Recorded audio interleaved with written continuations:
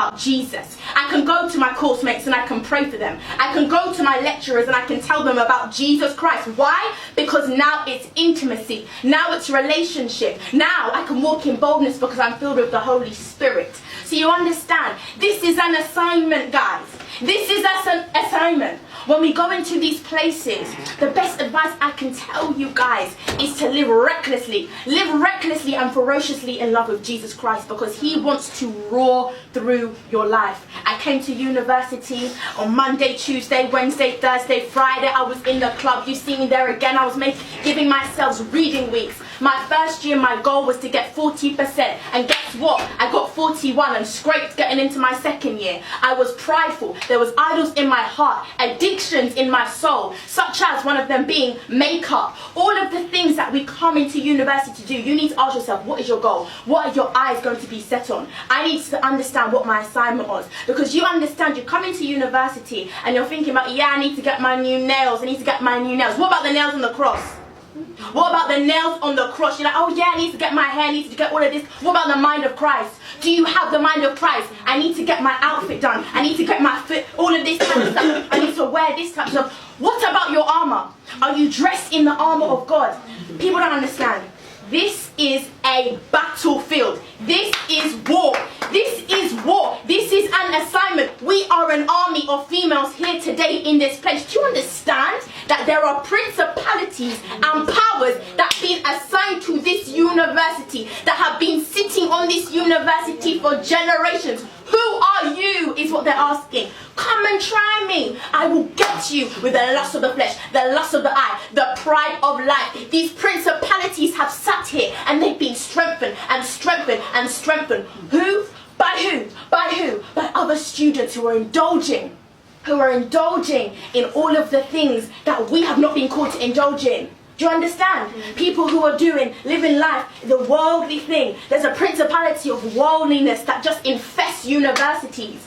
Why? Why do we have this? Because we're called to be alive. Because we're called to come into this place and conform it to the image of Jesus Christ. We're called to be lights, guys. We're called to come into places. This is the thing, okay. This is the thing. We come to university and we're like, oh yeah, you know, uni, you know, what can I offer? These types of things. Do you know who you are? Do you know who you are? Do you know what's inside of you? Do you know what you have inside? Do you know what God has placed inside of you? A lot of us, you see, we're being whacked here and this way by people and demons and all of these types of things that are causing us to be afflicted. But God's called you into freedom.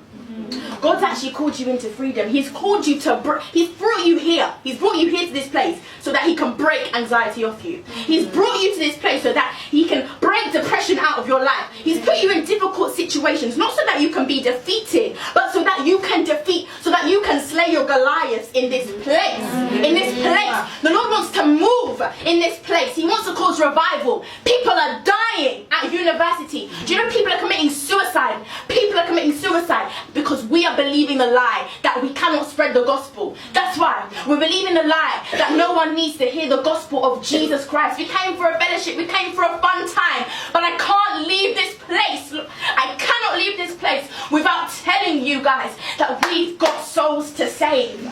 We've got an identity to live in. We've got intimacy to choose. Do you understand? See, the Lord had to break me from wanting attention and allow myself to realize that I have to put the attention back onto Jesus Christ. You know, he has to receive the attention. You know, this isn't a show. It's here to show off who Jesus is. See, I came to university and I was prideful because education had become an idol of my heart. So he had to break me. You see, I was on my bed and I was lying there depressed because I wasn't doing well in my university degree. I was trying to escape from the world. I lay on my bed 5 days. I didn't eat. I didn't wash. I didn't leave my room, and I stayed there in a pity party because of my education. So the Lord used this time that I had at university to show me, these are the idols that you have in your heart. These are the idols that you have in my heart. You are confessing Christian with your mouth, but you don't reveal it through your heart. How can you allow education to keep you in bondage when I called you to freedom? So I was living that life when I wasn't doing well in my degree because I wasn't in obedience to God, and I didn't even know that I could ask God what to do with my degree when I came to university, because I thought I knew God, but I didn't know God, because I didn't even know that you could hear from God. I didn't know that he could actually be the Lord of your life. He could actually steer your life. I read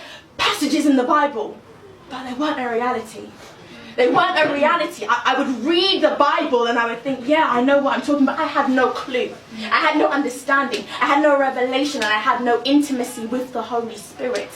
This time that you have here is to cause you to be intimate with the Holy Spirit. We can't come to these fellowships and leave university and be the same and allow all of these things to keep us oppressed, because I was in that place and the only thing that kept me going was my worship. The only thing that kept me going was my prayer. Was it my degree that kept me going? No, my degree failed me, and my degree had me bedbound, crying every night, trying to escape from life through me sleeping. And even in my dreams, the enemy would haunt me because I would still be having dreams of me failing. The only thing that kept me going was prayer. The only thing that kept me going was worship. The only thing that kept me going was intimacy. And people ask, oh, why does God use you the way that he does? Why? Why? Because I've learned to be broken. I've learned to be broken in his presence. Some of us, we come to these fellowship events, but you won't catch us one-on-one in intimacy with Jesus when we're in our rooms. We come to these fellowship events and we won't tell God about our problems. We won't submit things to him, and then we want to do this and we want to do this, and we say, God, you're the Lord of my life. No, he's saying, I'm not the Lord of your life. Who am I to you? Who am I to you? So I've come here today to tell you that it wasn't until I submitted my will to the Father's will that he turned my university testimony around.